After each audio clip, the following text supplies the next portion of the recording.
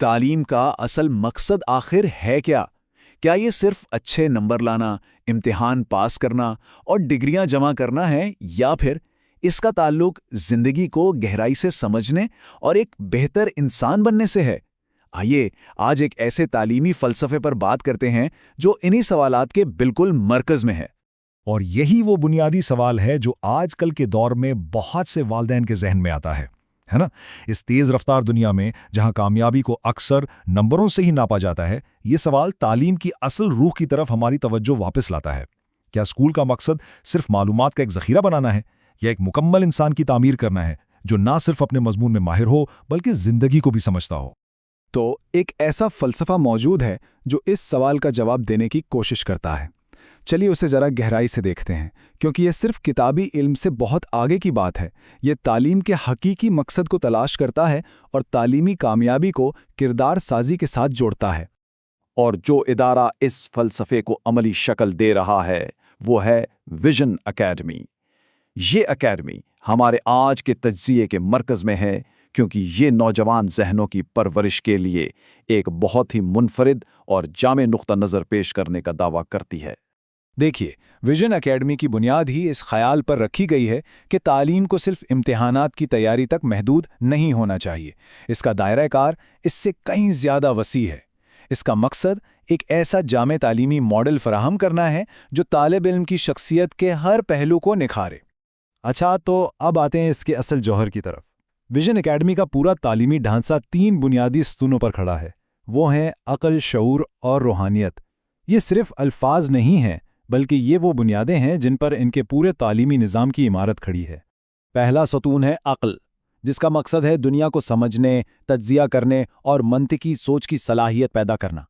پھر آتا ہے دوسرا ستون، شعور، جو اس سمجھ کو ذمہ داری کے ساتھ استعمال کرنے کی تربیت دیتا ہے، یعنی اپنے ہر عمل کے نتائج کو سمجھنا۔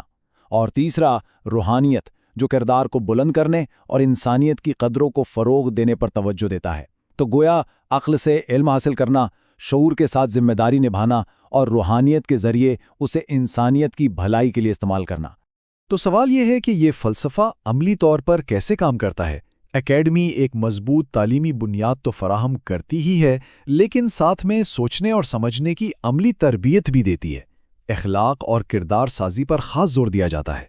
اس کے علاوہ تخلیقی سرگرمیاں اور فطرت سے محبت کا جذبہ بھی پیدا کیا جاتا ہے، تاکہ ذمہ داری کا احساس صرف انسانوں تک نہیں بلکہ اپنے پورے ماحول تک پھیلے۔ تو ان تمام کوششوں کا حتمی مقصد کیا ہے؟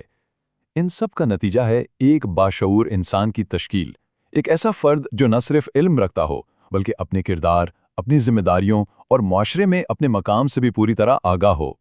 یہ جو جملہ ہے نا، یہ اکیڈمی کے پورے مشن کا خلاصہ ہے۔ یہاں زور صرف معلومات کے حصول پر نہیں بلکہ ایک باشعور اور باکردار انسان کی نشوونما پر ہے۔ اور یہ ایک بہت بڑا فرق ہے جو تعلیم کو ایک سطحی عمل سے گہری تبدیلی کے سفر میں بدل دیتا ہے۔ اور یہ لائن تو شاندار طریقے سے پورے ماڈل کی وضاحت کر دیتی ہے۔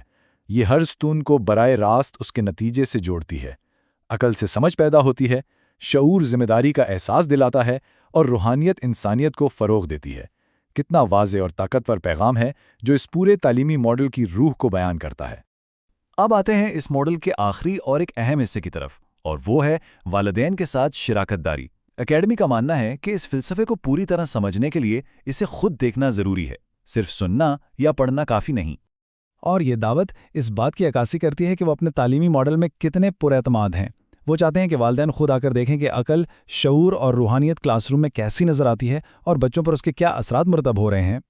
تو ویژن اکیڈمی کا یہ ماڈل تعلیم کے مقصد پر ایک گہرا سوال اٹھاتا ہے۔ اگر اس نقطہ نظر نے سوچنے پر مجبور کیا ہے تو مزید تحقیق کے لیے معلومات اسکرین پر موجود ہیں۔ آخر میں سوال وہی رہتا ہے جو ہم نے شروع میں پوچھا تھا، کیا ہمیں اپنے بچوں کے لیے صرف ڈگریاں چاہیے یا ایک باشعور زندگی؟